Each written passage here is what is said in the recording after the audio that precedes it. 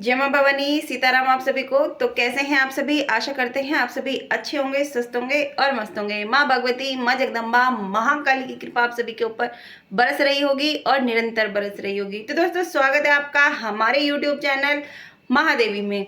तो आज जो हम जानकारी लेके आए हैं वो लेके आए हैं माला आसन के विषय में, कि जब आप पूजा पाठ करते हैं तो उसमें आपके आसन का होना कितना आवश्यक है, उसमें आपकी माला का होना कितना आवश्यक है, और यदि आप कोई पाठ बिना आसन के करते हैं तो उस समय आपके ऊपर उसका क्या प्रभाव आता है, और यदि आप बिना माला के जाप करते हैं तो उससे आपके ऊपर क्या प्रभाव आता है। तो आज जो हम जानकारी लेके आए हैं इसी विषय पर लेके आए हैं। तो वीडियो के एंड तक बने रहें, वीडियो को ध्यान से देखें, ध्यान से सुने, और वीडियो यदि पसंद आता है तो वीडियो को लाइक करना बिल्कुल ना भूलें। चैनल पे यदि पहली बार आए हैं तो चैनल को सब्सक्राइब जरूर कर दें, दोस्तों के साथ में शेयर भी जरूर करें, और कमेंट बॉक्स में जय मां भवानी सीताराम जरूर लिखें।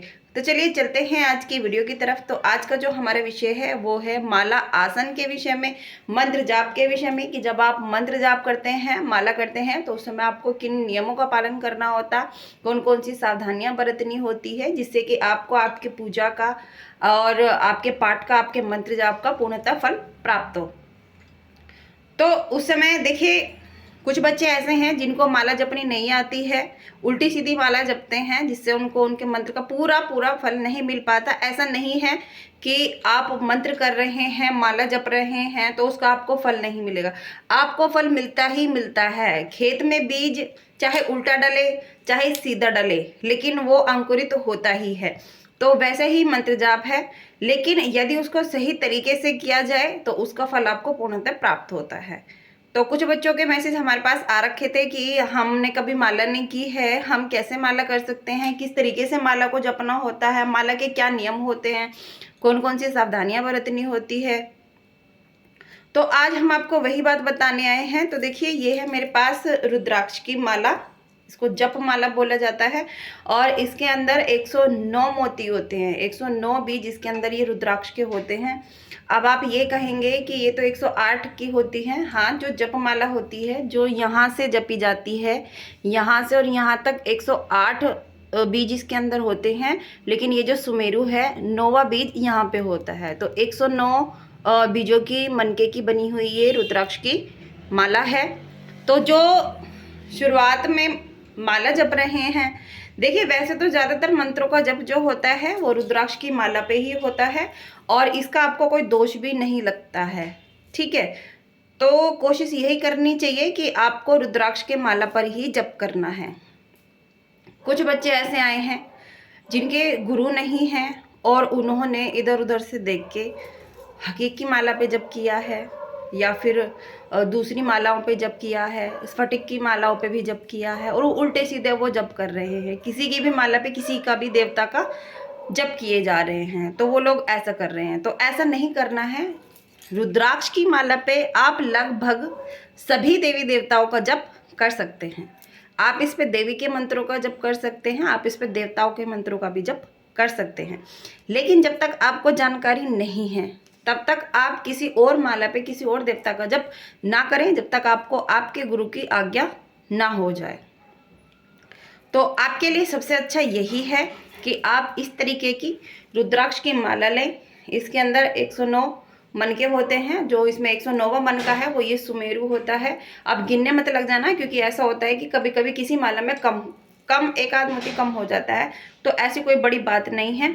ठीक है, तो अब इसको जपना कैसे है। अब आप इसको ध्यान से देखें कि जब आप ये माला लेके आते हैं रुद्राक्ष की, तो इसको जपना कैसे होता है।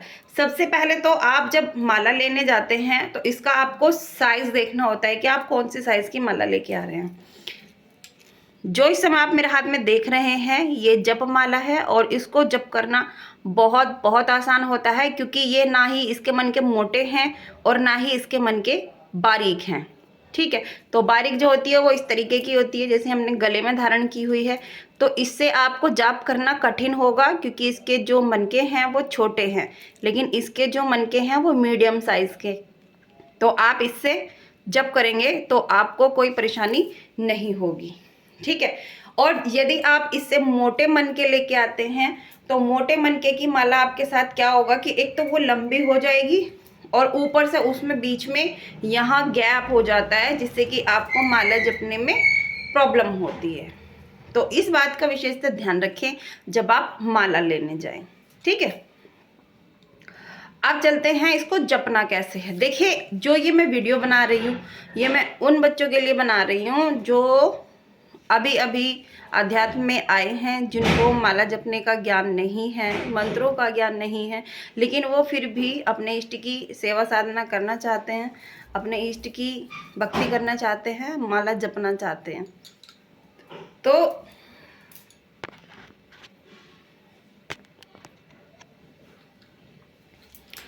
तो ये माला जब आप जपेंगे तो ये माला आपके सीधे हाथ में होनी चाहिए और आपके पास एक आसन होना अति आवश्यक है। आप अपने पास में अपना आसन रखें। वो आसन आपका पर्सनल होता है, उसको घर का कोई भी सदस्य यूज़ नहीं कर सकता। इस बात का विशेष से ध्यान रखा जाए। जो चीज़ आपकी है वो आपके पास ही होना चाहिए। अपने आसन और माला का विशेषतः ध्यान रखना चाहिए। अपने हाथ से ही उनका रख रखाव करें और उनको अच्छे से व्यवस्थित करके ही रखें। अपने आसन माला को ध्यान से रखें। और जब आप जप करते हैं, जब आप पाठ करते हैं तो सबसे पहले आसन को बिछाएं, आसन को प्रणाम करें, तब आसन पर बैठकर आप अपने इष्ट की आराधना करें, साधना करें, माला जाप करें। तो जब आप माला करेंगे या पाठ करेंगे तो आपको आसन पे बैठना आवश्यक है। तो उस समय आप आसन पे बैठे होंगे।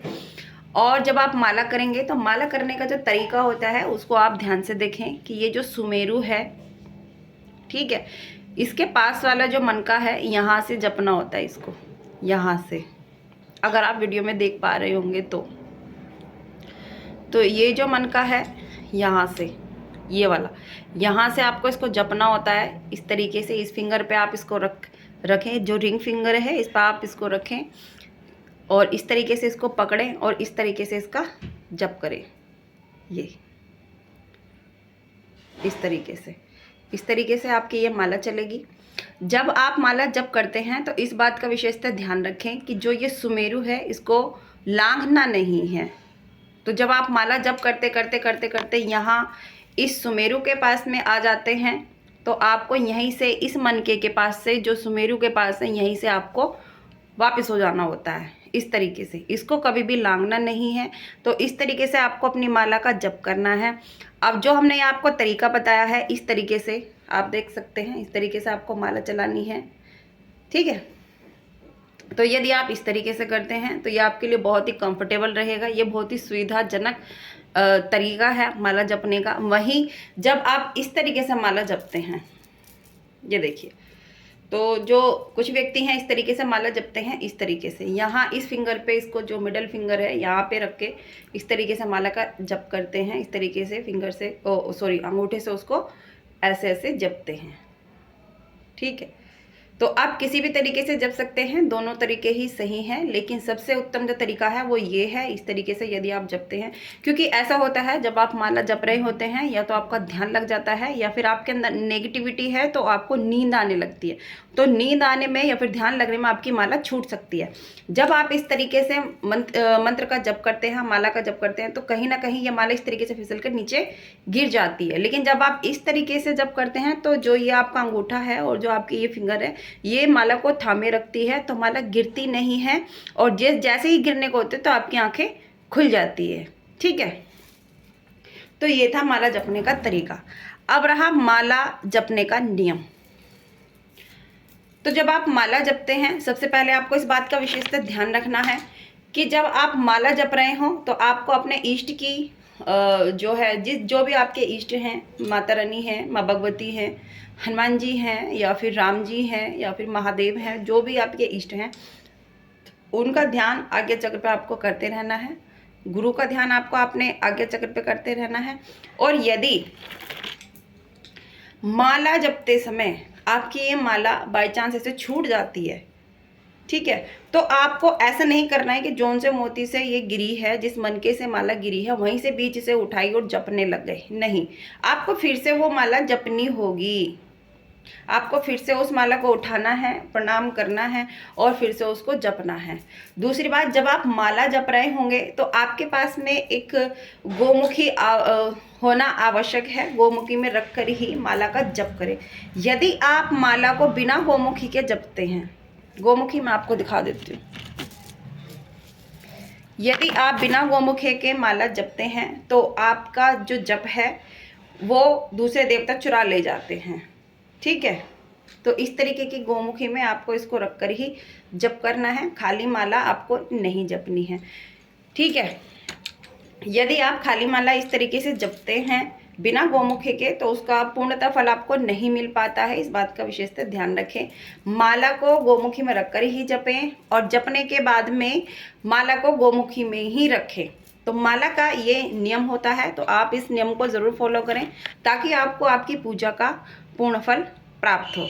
ठीक है, तो जब उसके बाद में आपकी मालाएं समाप्त हो जाती हैं, आपने 11 माला, 21 माला, 51 माला जो भी आपने संकल्प लिया है वो माला पूर्ण करने के बाद आपको अपने इष्ट के श्री चरणों में अपना जप तप समर्पित करना होता है, अपनी पूजा को समर्पित करना होता है, गुरुओं को समर्पित करना होता है और फिर आसन से आपको ओम इंद्राय नमः, ओम चक्राय नमः बोलते हुए उठ जाना है। यदि आप इन नियमों का फॉलो नहीं करते हैं तो कहीं ना कहीं आपको जो जप है वो आपको पूर्ण फल नहीं देता है, क्योंकि जब आप नियमों में रहकर पूजा नहीं करते हैं, माला नहीं करते हैं, तो जो आपकी पूजा का फल है उसको इंद्रदेव चुरा ले जाते हैं। ठीक है, और जब आप माला जपते हैं तो शुरुआत में ऐसा होता है कि जब आप माला जप रहे होते हैं तो इस तरीके से आप आगे पीछे हो रहे होते हैं, इस तरीके से ऐसे ऐसे साइड हो रहे होते हैं, आगे पीछे हो रहे तो गोल गोल गोल गोल घूम रहे होते हैं। तो ये जो लक्षण है ये शुरुआती लक्षण है। ठीक है, तो यदि ये शुरुआत में हो रहा है तो कोई दिक्कत नहीं है, लेकिन आपको ध्यान रखना है कि आपको अपनी बॉडी को कंट्रोल करना है और अंदर जो ऊर्जा उठ रही है उसको महसूस करना है। आपको माला जपते समय हिलना नहीं है, इधर उधर देखना नहीं है। यदि आपके पास में समय ना हो तो सिर्फ 1 या 2 माला करें, लेकिन ध्यान से करें, मन से करें। यदि आप हिलते डुलते हैं, इधर उधर मन भटकाते हैं तो भी आपको आपकी पूजा का पूर्णतः फल नहीं प्राप्त होता है। ठीक है, अब जिन बच्चों के प्रश्न आए थे कि हमें माला जपनी नहीं आती है, हम किस तरीके से माला का जप करें, तो ये वीडियो उन्हीं बच्चों के लिए है। तो यदि आपको ये वीडियो पसंद आई है तो इसको अपने दोस्तों के साथ भी शेयर करें, और यदि आपको माला का ये प्रोसेस समझ में आ गया है तो कमेंट बॉक्स में ज़रूर बताएं कि हमने जो आपको ये नियम बताए हैं, हमने जो आपको ये पूजा का तरीका बताया है, ये आपको पसंद आया है और आपको हमारी बातें समझ में आई हैं। दूसरी बात, जब आप पूजा में आसन का उपयोग नहीं करते हैं, कुछ बच्चे ऐसे हैं कि वो आसन का उपयोग नहीं करते हैं, सिर्फ ज़मीन पे बैठकर ही अपनी माला घुमाने लग जाते हैं, जपने लग जाते हैं या फिर पाठ करने लग जाते हैं। देखिए, जब आप बिना आसन के पूजा करते हैं तो एक कॉस्मिक ऊर्जा जो ब्रह्मांड से आपके सहस्त्रार चक्र पर गिरती है, जो आपकी बॉडी उसको ऑब्जर्व करती है, तो वो जो ऊर्जा है आपकी बॉडी के अंदर एंटर करती है और जो एक्स्ट्रा एनर्जी होती है वो यहाँ आजू बाजू से निकलकर आपके आसन पे गिरती है।